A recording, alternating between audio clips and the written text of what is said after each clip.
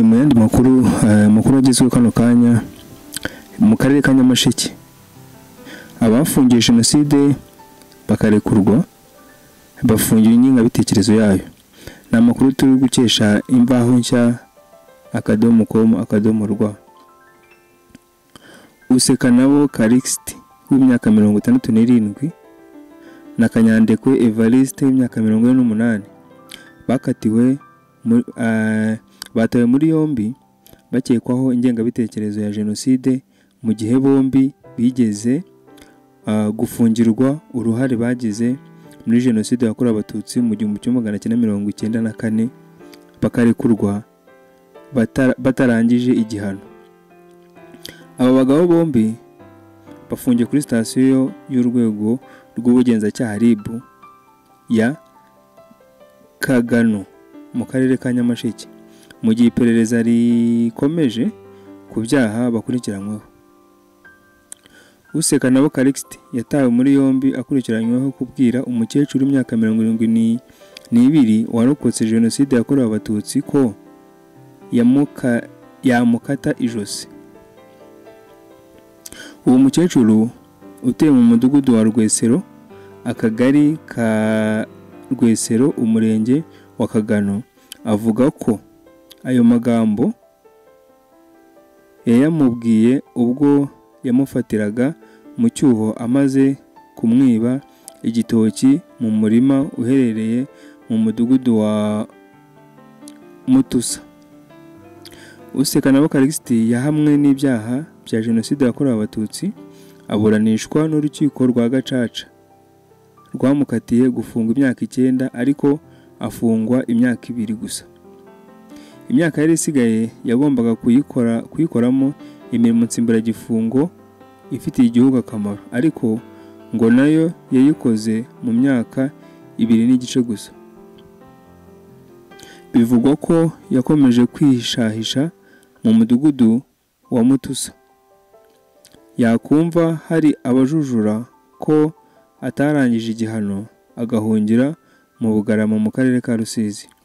Umukecuru yabwiye ko yamukata ijosi, yagize ati yaraje ingeso y'ubujura iramwokama atangira kujya atwiba imyaka mu murima. Ngiye guca igitoki mu murima wanjye nsanga yagiciye anagifite. Mubajije impamvu yanyibiye igitoki turacyocyorana, arambwira ngo umupanga we azi aho yawushyize. Nkomeje kumuzamuraho akanwa yawuzana akanyiba akajosi. Uwo mukecuru ngo yahise agira ubwoba kuko akibuka uburyo uwo mugabo yari umugome mu gihe cya jenoside yakorewe abatutsi, ari nabyo byamuteye gutangira amakuru ku gihe kugira ngo usa nabo afatwe. Ati mu byo afungiwe no kwica umugabo wanjye muri jenoside byarimo. Numvise ntashywe n'ubwoba kuko n'ubusanzwe mba njyenyine. Ntekereza ko nijoro yaza akankuraho ijosi nk'uko yari abimbwiye. Vugana Selora uhagarariye umuryango Ibuka mu karere mu murenge wa Kagano yabwiye Imvaho Nshya ko Usekanabo afunganywe na Kanyandekwe Evariste uvugira mu ruhame ko ubuhiri yicishije abantu muri jenoside ntaho bwagiye. Kanyandekwe nawe urukiko Gacaca rwamukatiye gufunga imyaka 9 ariko afungwa imyaka 6 n'igice ataha igihano kitarangiye. Bivugwa ko yafunzwe ataruzuza imyaka y'ubukure. Uvuga neza ati aya magambo akomeza kuvuga mu ruhame nabo bafunganywe barayamaganye bavuga ko adakwiriye, akwiye gufatwa akayabazwa kuko yuzuyemo ingengabitekerezo ya jenoside.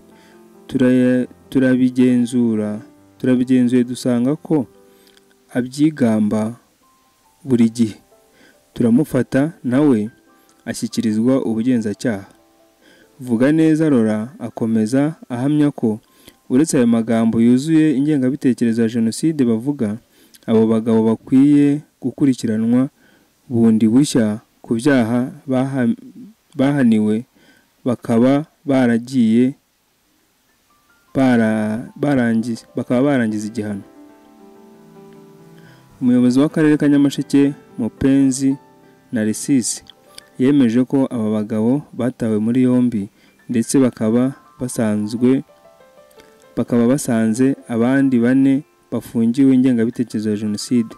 Yakomeje agira ati icyaha cya jenoside ntikizima, n'igihano ku byaha bya jenoside ntikizima, n'igihano ku byaha bya jenoside ntikizima. Iby'uwo utararangije ibihano n'uwo wabeshye imyaka banahindukira bagakomeza ingengabitekerezo ya jenoside, turizeza abarokotse ko byose bizasuzumwa n'ubugenzacyaha, ubutabera bugatangwa. Yasabye abaturage kudahishira umuntu wese uketswe ingengabitekerezo ya jenoside kuko ari uburozi bubi cyane bukaba butakwihanganirwa.